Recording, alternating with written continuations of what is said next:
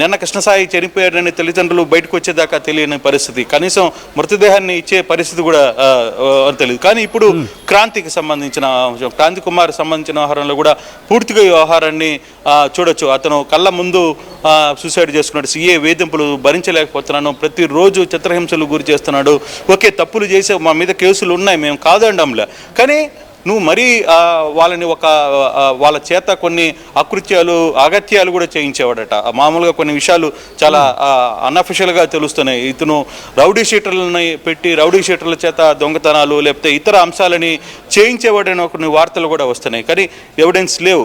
కానీ ఇటువంటి వార్తలు కూడా ఈ పోలీస్ స్టేషన్లో జరిగేవి అనేది చాలా స్పష్టంగా అర్థమవుతుంది. ఎందుకు పోలీసులు వాళ్ళని కాపాడే ప్రయత్నం చేస్తున్నారు అనేది అర్థం కావట్లేదు. కానీ మొత్తం మీద ఒక్కొక్క సంఘటన వెలుగులోకి వస్తుంది. బహుశా నేను వాళ్ళ తల్లిదండ్రులతో, ఈ క్రాంతి కుమార్ తల్లిదండ్రులతో కూడా మాట్లాడే ప్రయత్నం చేశాను. సార్, జరిగిపోయింది ఏదో జరిగిపోయింది, ఇక మేము ఆ సంఘటనని మేము మర్చిపోలేము, ఇంకా మా వాడిని గుర్తు చేసి మళ్ళీ మమ్మల్ని బాధ పెట్టద్దు అని చెప్పి వాళ్ళు కూడా గమనైపోయారు. ఇక్కడ చూసుకుంటే సాయి తల్లి ఏడ్చి తన కళ్ళల్లో నీళ్ళన్నీ కూడా ఇంకిపోయిన పరిస్థితి. చూడాలి మరి ఈ వ్యవహారం మీద పోలీసులు ఏ విధంగా యాక్ట్ చేయబోతున్నారు.